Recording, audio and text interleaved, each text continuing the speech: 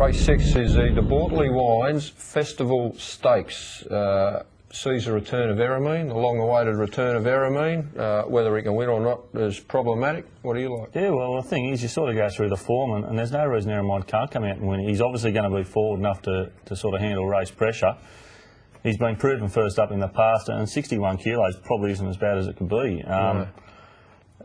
Alberta is probably the horse on form. You'd have to pick barrier 1. She's done everything right, but she's just sort of a flighty, skiddy sort of thing. She doesn't really behave herself prior to the race. She gets stirred up. I thought she was a bit disappointing in the Villiers. Yeah, the race wasn't really run to suit, but yeah, she sort of obviously dropped off a lot from her first up run as far as her rating figures go.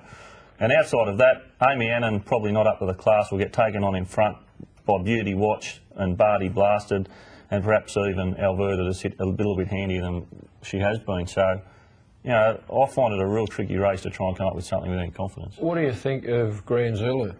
Well, Grand Zulu's first up run was extremely good. Hit I the didn't line mind the strongly trial. late, trialled well, ran well first up. Backed at odds, big odds, first up. 1,500 metres, second up at Rosehill, barrier 2, probably won't get as far back.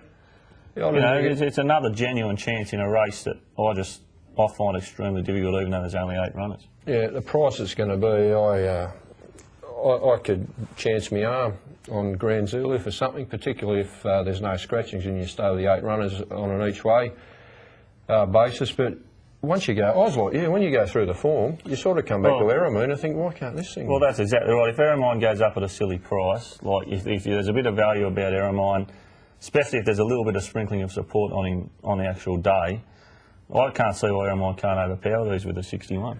Yeah, I'd probably want to get on 1 and 2 for something. I'd be happy just to risk Alberta because I think it'll be favourite, you think, or near enough? I think it will be favourite Alberta. I think, you know, it really depends on what price they do with it, what price Eramine comes up. I'll be backing Eramine if I get any sort of each way price. Do you think Barty Blaster can step up? Well, I don't think so. I mean, Barty Blaster's a horse that's been going okay since EI, racing against horses below standard, and here comes Eramine back on the scene. Like Eramine versus Barty Blasters, it's not even a match. You know, Eramine should just absolutely thump him. Yeah, I reckon Beauty Watch has been disappointing for a horse who usually comes up straight away. First and second up form's very good. She's been disappointing. When you could do worse than back Amy Annan, he's coming off a big, strong win last week, but he just hasn't got any real acceleration or zip. He's just a fighter, and whether or not he's got the class to beat some of these, I don't think he does. So I just keep coming back to Eramine. So it's a lobster. I'm just going to throw it on Eramine straight out. I'm already going to be in front by this stage. So, so you know, if it loses, it loses. But I'll go with the class runner. I'm going 10 on 1 Eramine and 10 on 2 Grand Zulu. Good luck.